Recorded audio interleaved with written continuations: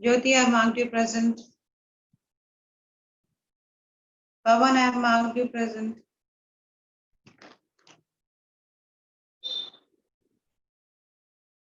Pradyum, yes, I am marking you present now. Now everybody has joined, and let us see some chat box. No, Priyanshi, I will not tell the marks. Thank you, Muskan, for what? Yes, Pradyum, I have marked you. Sakshi Sharma, I have marked you. Very good morning. See, I'm waiting for other students to also submit their copies, and the marks should be compiled. Ria, yes, I've sent your copy. Yes, now let us quickly read the 8th chapter. Open your books, page number 50. Let me share the document with you. I believe everybody has purchased their books.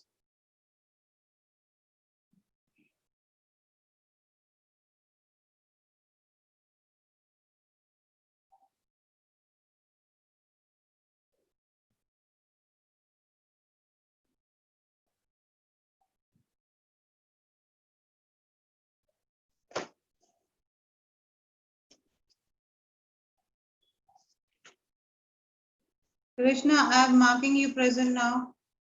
Anybody coming after 15 minutes will not be marked present. So try to come in time.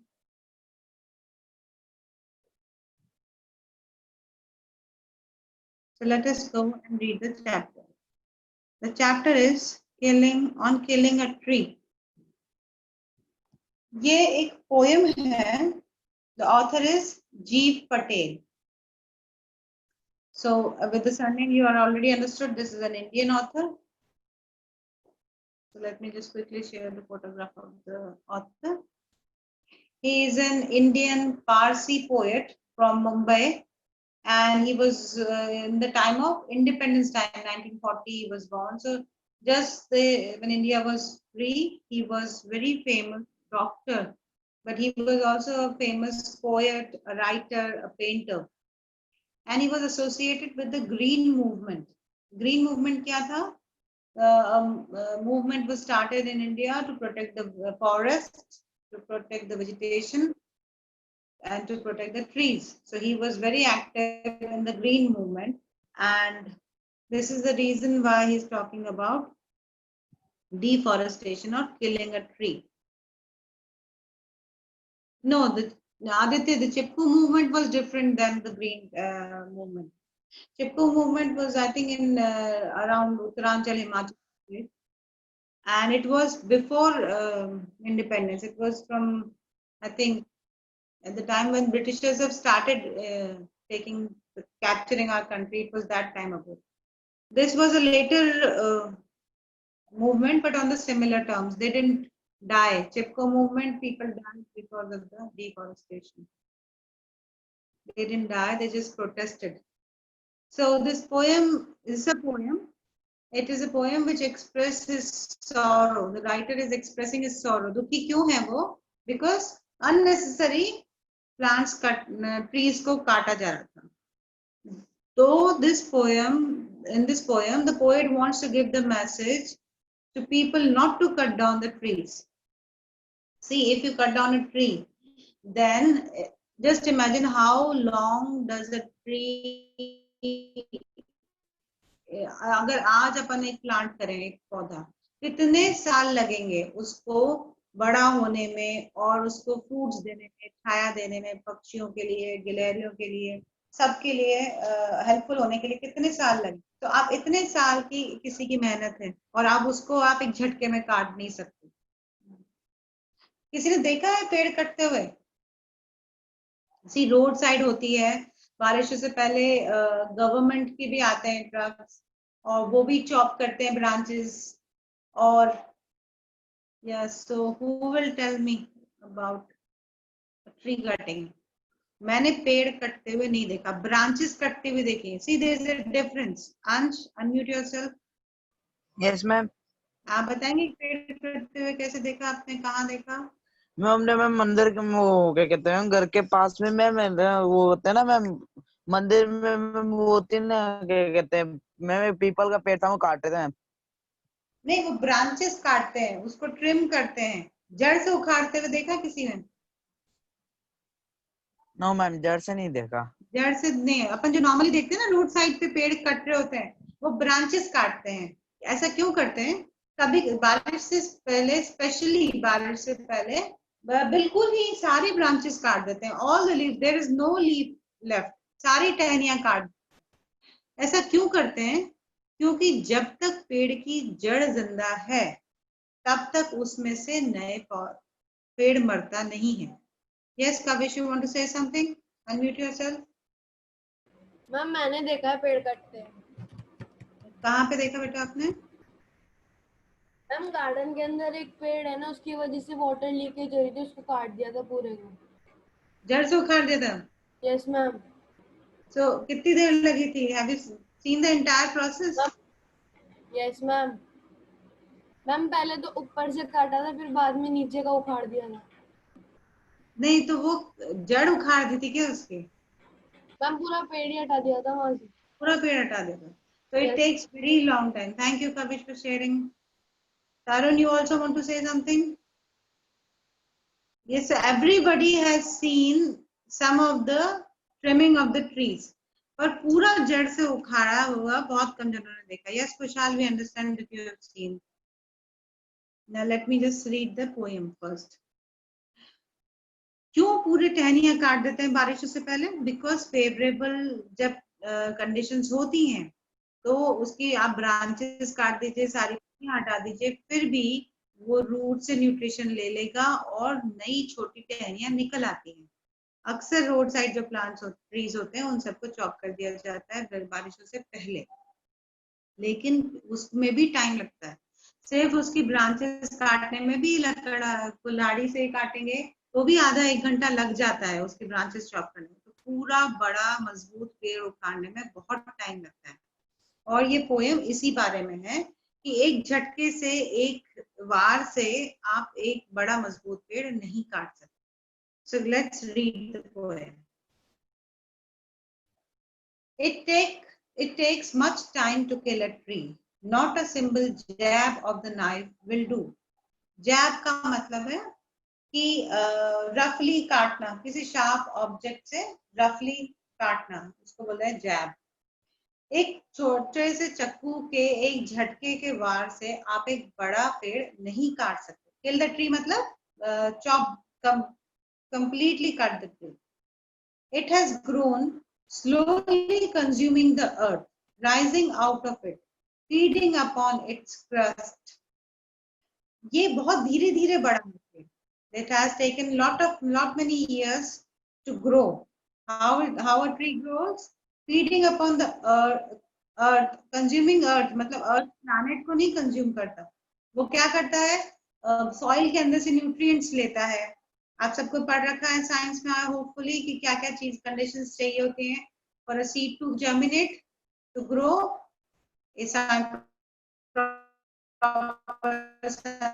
sunlight, water and air, of course, and soil also. So after so many, upon its crust, crust क्या होता है? uppermost layer of the earth. uppermost layer में ही होंगे ना plants की roots. Absorbing years of sunlight, air, water. हाँ, कई सारी Bhavyanshi, I hope you can read. I hope you have a book. Slowly consuming the earth, rising out of it, feeding upon its crust, absorbing years of sunlight, air, water. इतने सालों तक उसने जमीन से जो पोषक तत्व लिए हैं, हवा, पानी, धूप, ये सारी चीजें जो लिए हैं, उसी से वो बढ़ा है। और आप सोच रहे हैं कि एक झटके में उसे काट देंगे, तो it is not possible. And out of his leprous hide, अब देखिए यहाँ लेप्रस जो शब्द है, लेप्रस का मतलब लेप्रेसी नहीं है, यहाँ लेप्रस का मतलब है जैसे लेपर्ड होता है ना, लेपर्ड की स्किन कैसी होती है? अलग अलग डॉट्स होते हैं उसके ऊपर, अलग अलग कलर्स की होती है। इसी तरह से अगर किसी ने बड़ा पेड़ देखा हो, बड़ा मजबूत पेड़, तो उसकी स्किन कैसी होती है? रिंकलेस होती है, मतलब ऐसी जैसे कि सूखी झुर्रियां हो, और उसमें अलग अलग शेड्स भी होते हैं, डार्क ब्राउन होता है, लाइट येलो भी होता है कहीं कहीं। तो जैसे लेपर्ड की स्किन होती है अलग अलग शेड की, उस तरह की अ, इसकी वो है, छाल है पेड़ की। स्प्राउटिंग लीव्स, स्प्राउट क्या होता है, छोटे emerge of a small shoot जैसे निकलती है ना, स्प्राउट अपन खाते हैं, छोटे छोटे सीड्स में से छोटा सा एक रूट, छोटे से एक शूट निकली हुई होती है, बहुत न्यूट्रिशियस होती है। तो उस तरह से ही स्प्राउट होती है इसमें से पत्तियां। अगर आप इसके ब्रांचेस काट देंगे तो भी इसमें से छोटी छोटी टहनियां निकलती हैं, नई नई लीव्स निकलती हैं। सो हैक एंड चॉप, हैक का मतलब है रफली बहुत तेजी से काटना, हैवी ब्लोज के साथ कट करना। और चॉपिंग अपन को पता है, जैसे चॉप करते हैं जिस तरह से बारीक काटना। So hack and chop, but this alone won't do it, लेकिन सिर्फ इतने से काम नहीं चलेगा, क्योंकि अगर आपने चॉप कर दी उसकी सारी ब्रांचेस तो भी पेड़ मरता नहीं है। But this alone won't do it, not so much pain will do it.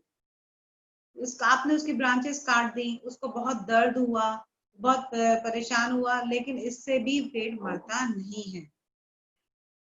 The bleeding bark will heal, अगर किसी ने देखा हो छोटे प्लांट्स को, अगर अपन तोड़े, स्पेशली पार्क्स में जो होता है, बच्चे तोड़ देते हैं छोटे से, तो उसमें से कुछ लिक्विड निकलता है, सैप निकलता है, टहनी तोड़ो या पत्ती तोड़ो तो दैट इज सेइंग कि अगर आप किसी जगह से कट लगाएंगे तो उसमें से अगर कुछ सैप, जो लिक्विड जिसका प्लांट का है, वो बहा। ब्लीडिंग बार्क का मतलब है the area of the tree trunk which has been hit by an axe और अ स्ट्रॉन्ग शार्प नाइफ, तो उससे जो उसके चोट लगी है उससे भी पेड़ मरता नहीं है। And from close to the ground will rise green twigs. अब अगर मैंने उसकी पूरी, ये मानिए कि बेस तक, मिट्टी तक, अगर अपन ने इसका पूरा तना काट दिया, पूरा ट्रंक हमने कट कर दिया है, तब भी इसके बेस के पास से छोटी छोटी टहनियां निकलेंगी। ट्विग्स मतलब टहनियां।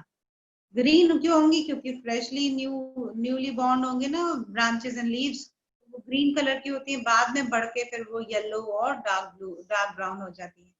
तो और कर्ली मतलब ट्विस्टेड, क्योंकि वो टहनियां कमजोर होती हैं इसलिए टेढ़ी मेढ़ी होती है, फिर बाद में स्ट्रांग होकर स्ट्रेट हो जाती है।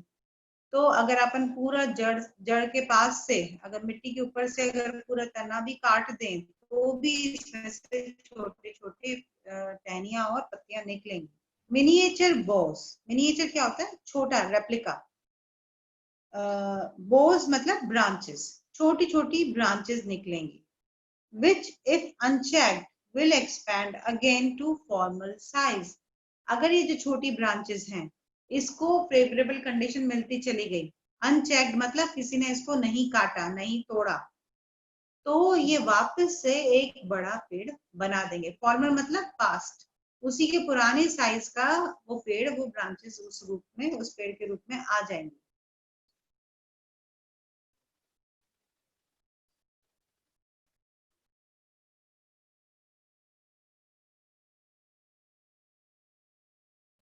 No, the root is to be pulled out. नहीं, पेड़ ऐसे नहीं मरेगा। कैसे मरेगा, उसकी रूट्स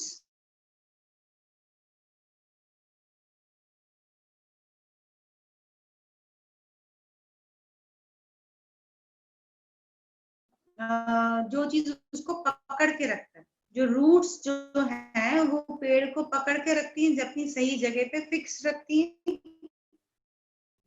ग्रास्प कर लेती हैं वो लैंड को, जिससे कि उसकी पूरी बॉडी ग्रिप करके रहती है। इसलिए वो कह रहे हैं एज अ एंकर है, मिट्टी में एंकर के रूप में पेड़ को सही जगह पे रखा हुआ है। It is to be roped, tied and pulled out, snapped. देखिए अब पेड़ को कैसे काटा जाता है, कैसे उसकी रूट निकाली जाती है। देखिए अगर किसी ने कोई फनी वीडियोस देखे हो, ज्यादातर अमेरिका में बड़े बड़े पेड़ होते हैं, वो लोग इलेक्ट्रॉनिक सॉ से काटते हैं। तो कभी कभी क्या होता है कि वो सेंसिबली तरीके से नहीं काटते, तो पेड़ घर के ऊपर ही गिर जाता है, ऐसे कुछ फनी वीडियोस आते हैं। या वो आपने देखा हो कि पेड़ जैसे ही वो चॉप करा तो वो एक साइड गिर जाता है, तो क्या करते हैं उसको रस्सी से बांधते हैं ताकि वो कंट्रोल्ड गिरे, इधर उधर सब डायरेक्शन में नहीं गिरे। पता चला जो लकड़ा आ रहा है उसी के ऊपर गिर गया तो इसको एक पॉइंट से बांध के रखते हैं, या तो कोई पकड़ के रखता है उसको कि जैसे ही वो कटे या उखड़े तो एक डायरेक्शन में, पर्टिकुलर डायरेक्शन में ही गिरे, या फिर उसको खींचने में मदद होती है। खींच के उखाड़ने में बहुत ताकत लगती है, आप मिट्टी लूज कर दीजिए उसके आसपास की और फिर खींचे तो वो निकल सकता है, इसलिए उसको पहले तो बांधा जाता है और फिर उसमें दम लगा के उसको खींचाया जाता है। स्नैप्ड आउट मतलब एक झटके में उसको ऐसे से नहीं निकलता, उसको पूरे दम लगा के पूरा जमीन से निकालना पड़ता है। और पुल्ड आउट एंटायरली, या फिर उसको पूरा खींच के निकाल लो पूरा, out from the earth cave.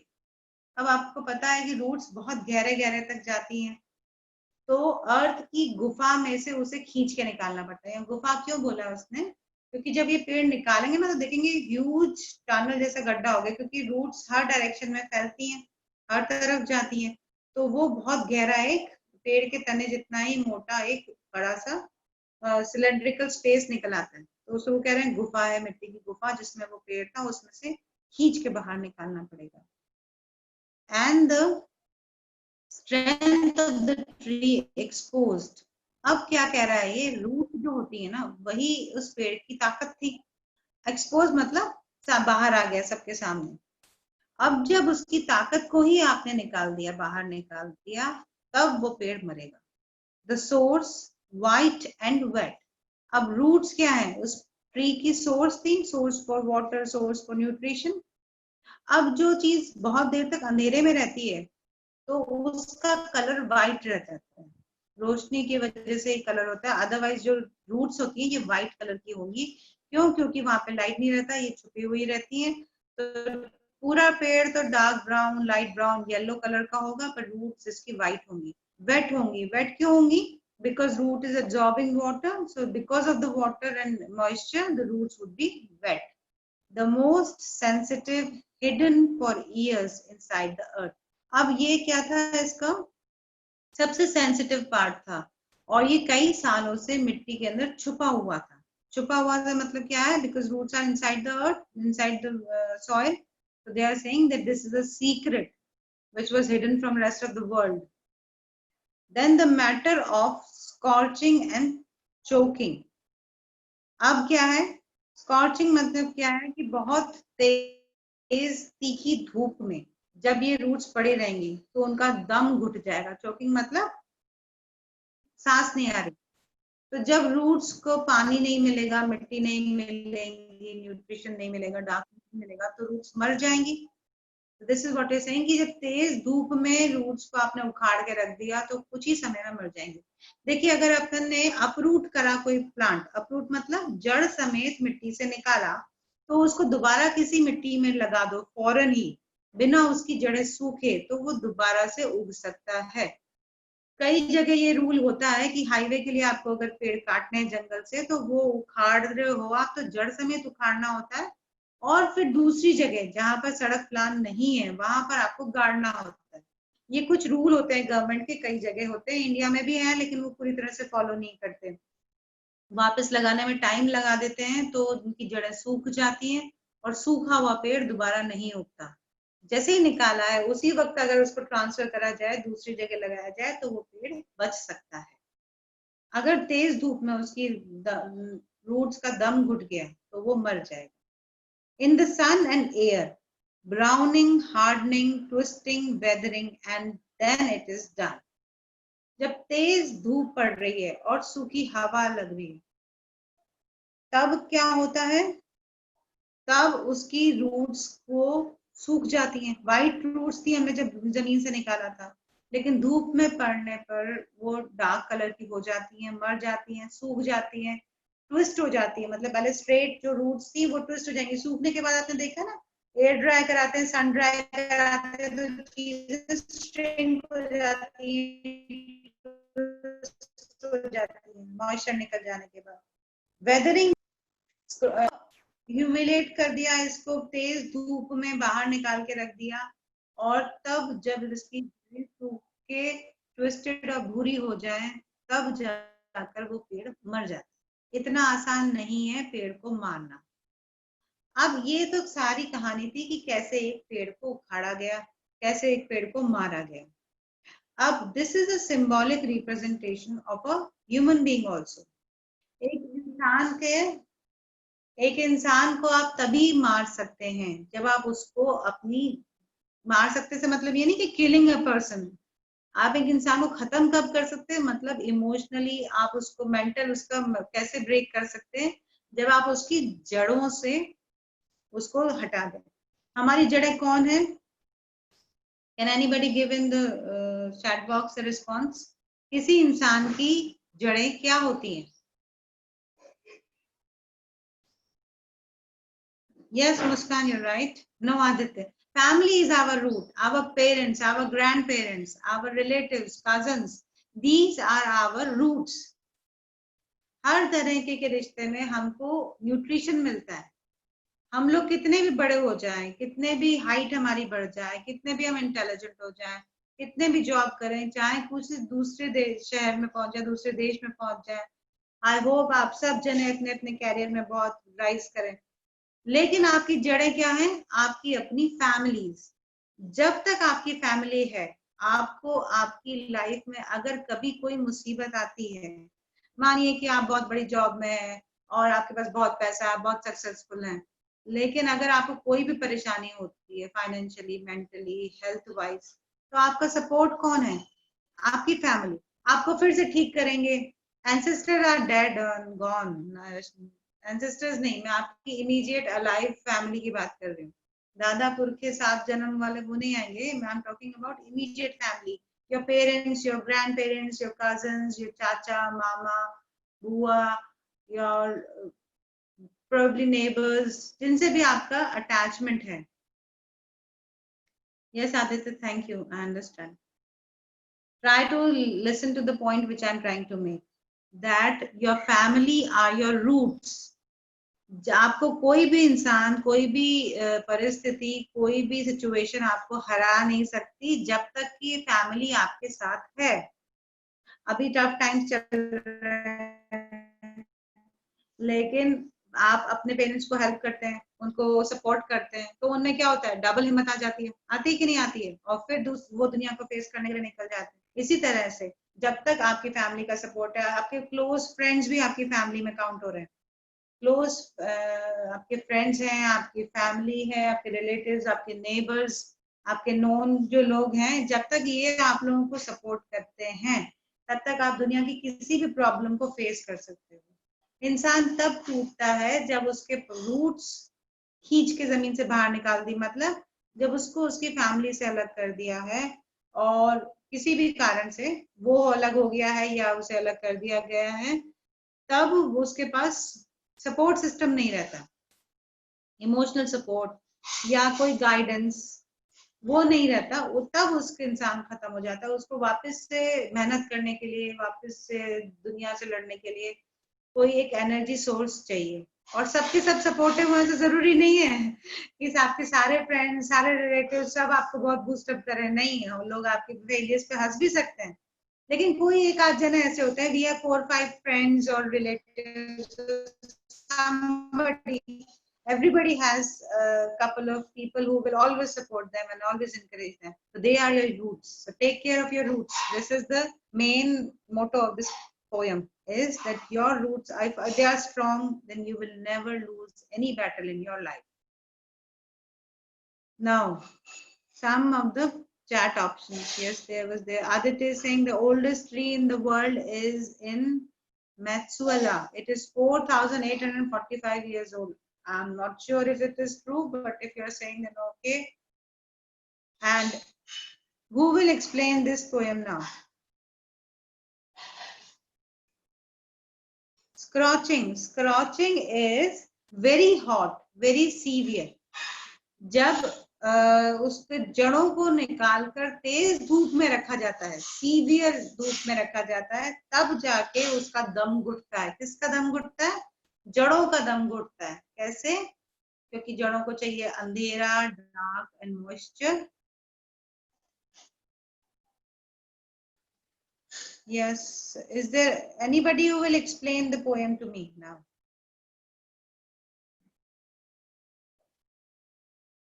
Anybody? अपने वर्ड्स में आपको क्या समझ में आया? Who will tell me? Kavish, unmute yourself. Yes, ma'am. Can you explain what have you understood? Ma'am ma'am इस पोएम के अंदर ये समझ में आता है कि आपके रूट्स ही आपके लिए सब कुछ है। हाँ, that is true. जब तक आपके पेड़ की रूट्स सही सलामत हैं, पेड़ दोबारा से उसमें से ग्रोथ होगी. There would be small tiny shoots, small tiny leaves will come out of that tree. Very good, Kavish. Ishan, do you want to add something?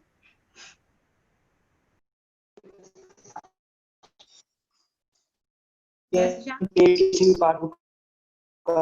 say it again. Your voice is not clear. अगर हम ना पेड़ के किसी भी part को काट दे, लेकिन अगर हमने रूट को नहीं काटा ना तो पेड़ फिर से उग जाएगा। इसलिए रूट ही सब कुछ है। सारे लिविंग ऑर्गेनिज्म की अलग अलग रूट होती है, अपने रूट को बचाए रखना है। Yes. So अगर thank you Ishan, very nice interpretation. अगर आप इसकी रूट्स को नहीं डिस्टर्ब करते हैं और पेड़ की ब्रांचेस को काट देते हैं तो भी पेड़ मरता नहीं। अगर फेवरेबल कंडीशंस आती हैं then there would be again small branches, small leaves will come out, they will sprout from the edges, and if they are still not chopped again or if they are not broken, then they will again grow and form another tree just like the previous tree. Jessica, I've marked you present. Try to come in the time. Anybody else who wants to share their views about trees? Anybody? बस दो बच्चों को समझ में आया poem. Nobody else has understood.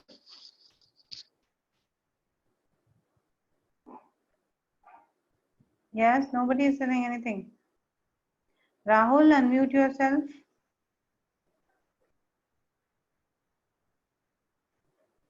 Rahul Thakurani, please unmute yourself. Yes, Rahul. आपको क्या समझ में आया इस पोएम में?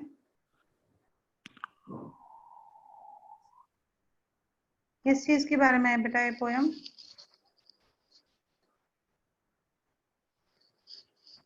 Yes, speak up please.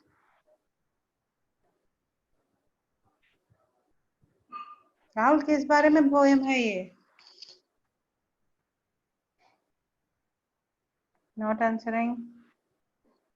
Anybody who can tell me किस बारे में ये पोएम है?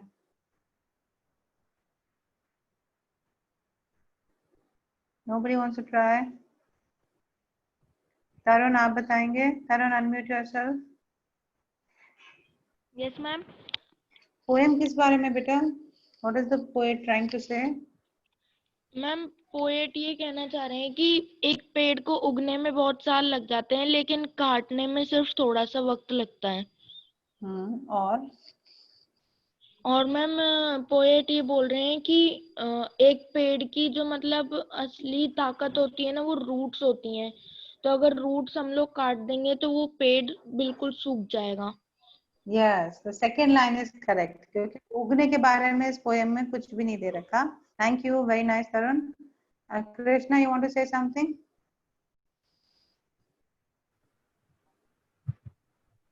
Yes, ma'am. Good morning, ma'am. Very good morning. Yes, please. Ma'am writer बोल रहा है कि अगर हम किसी भी पेड़ को जड़ से काटते हैं तो वह मर जाता है, बट उसे जड़ से काटने की जगह उसे हम ब्रांचेस से काट दें तो सही रहेगा, उसे काटना नहीं चाहिए।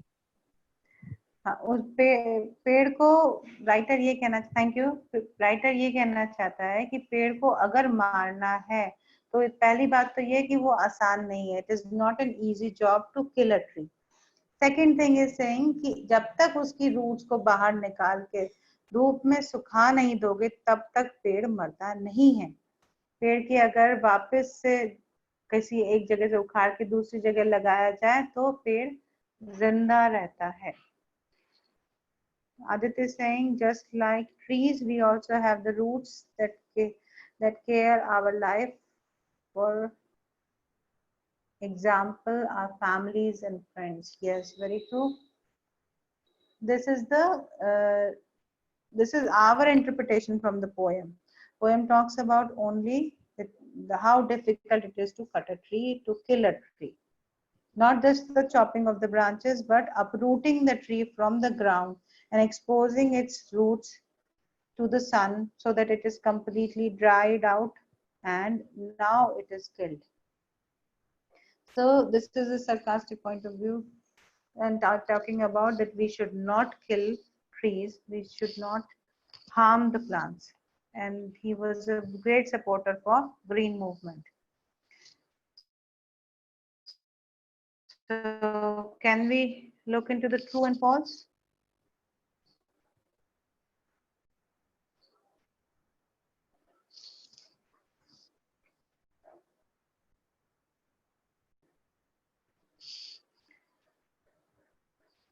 Yes, true, false.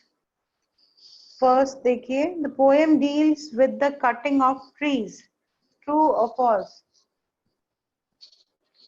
Write in the chat box.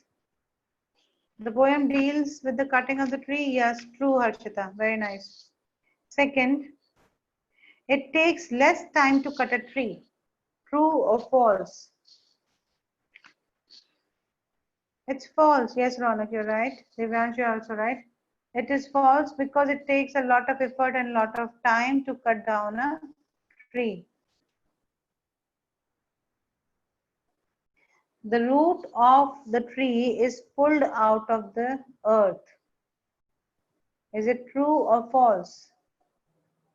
Yes, Divyansh, Harshita, Ronak, Laksh. It is true because roots are there in the soil. So it has to be pulled from the earth. Earth means planet Earth नहीं, earth means soil है यहाँ पर. Fourth देखिए, the poet wants us to motivate about the conservation of trees. Poet इस poem के through हमको ये बताना चाहता है कि हमें पेड़ नहीं काटने चाहिए, हमें पेड़ों को बचाना चाहिए. Yes, it's true. The hidden message is that we should save our plants. Fifth, देखिए, the poet likes the trees to be cut down so that cutting of the trees will provide him an open space. Poet ये कहता है कि पेड़ों को काट देना चाहिए ताकि मुझे खुली खुली जगह मिले. Is it true or false? No, it is not true. It is false. Harshita, Jay, Divyansh, Ronak, very good. This statement is false. वो नहीं चाहता कि पेड़ों को unnecessary काटा जाए. It takes 1 year to grow a large tree from small sapling. Sapling क्या होता है? छोटा सा tiny plant. उसमें वो 1 साल लगता है पूरा बड़ा पेड़ होने में. No, it is false. It is false. क्यों? क्योंकि पूरा पेड़ बड़ा होने में मेरे ख्याल से it takes 10 to 12, 15 years probably. Depends upon the species. कुछ पेड़ होते हैं जो बहुत जल्दी बढ़ जाते हैं. कुछ जैसे अशोक का पेड़ होता है पर वो छोटा ही रहता है. नॉर्मली लोग हेजेस में लगाते हैं.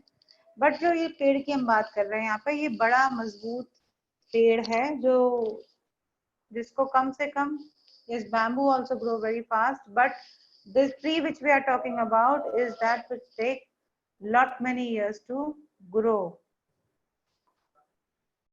Many years take a plant to grow. Harshita, Priyanshi, Muskan, Divyansh, Sanskriti, Aditya, Laksh, Tarun, Ronak.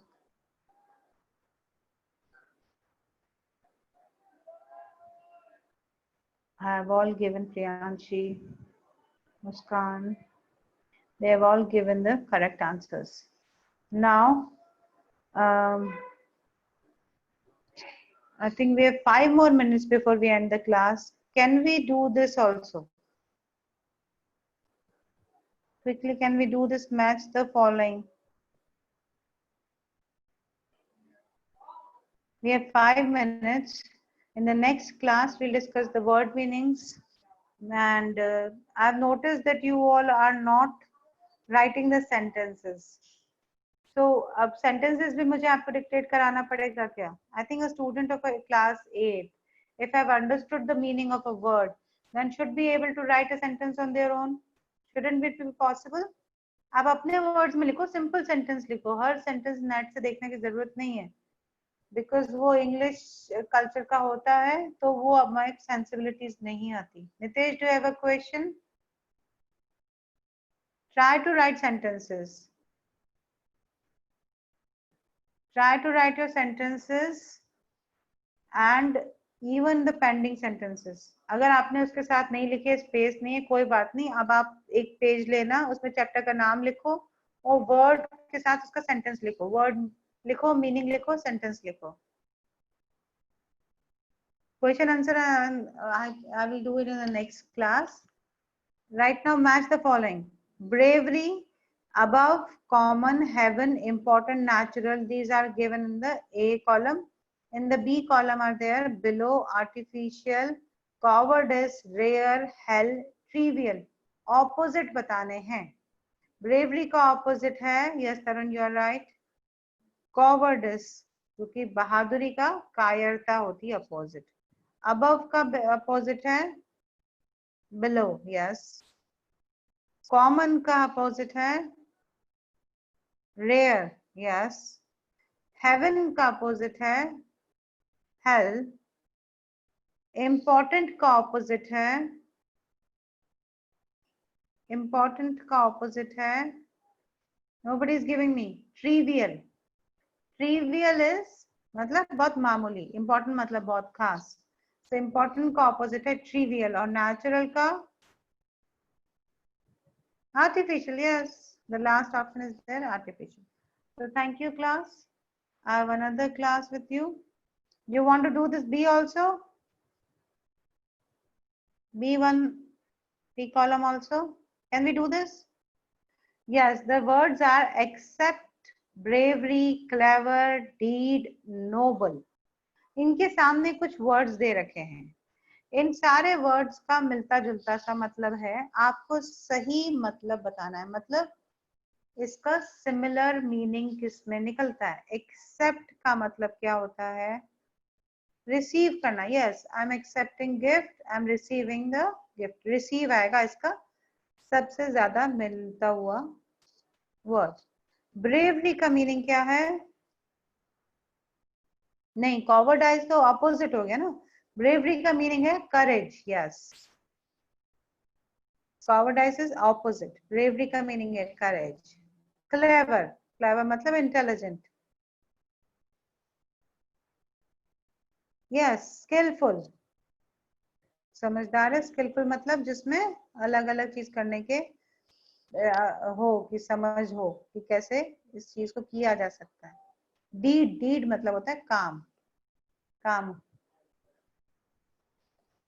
Deed के साथ क्या जुड़ेगा? एक्शन, वर्क होता है ना. डीड के साथ जुड़ता है वर्क, क्लेवर नहीं. डीड मतलब काम होता है तो वो एक्शन हुआ. नोबल, नोबल मतलब सज्जन पुरुष. यस, सज्जन के साथ क्या आएगा?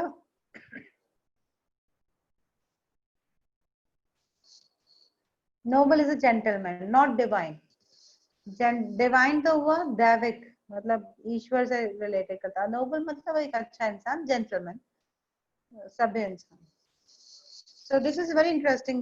Should we do this for all the chapters? We shall, after reading, if we have time, we shall do this word power also. So thank you class. In the next class, we'll do the word meanings, and this is compulsory. Now nobody will give me a copy without their sentences. कितना time लगता है? 2 minute लगता है एक sentence लिखने में. और simple sentence लिखो, मुझे लंबे चौड़े complicated नहीं चाहिए. 8th क्लास के बच्चे को अगर वर्ड का मीनिंग पता है तो वो सिंपल सेंटेंस बना सकता है. भाई क्या गलती होगी आपकी? टेंस गलत हो जाएगा, ग्रामर गलत हो जाएगा, कोई दिक्कत की बात नहीं. आप ट्राई तो करो. ठीक है. Thank you Raunak. Thank you class. Sir it's time, so I am leaving. Thank you Priyanshi. Thank you class. Have a wonderful day.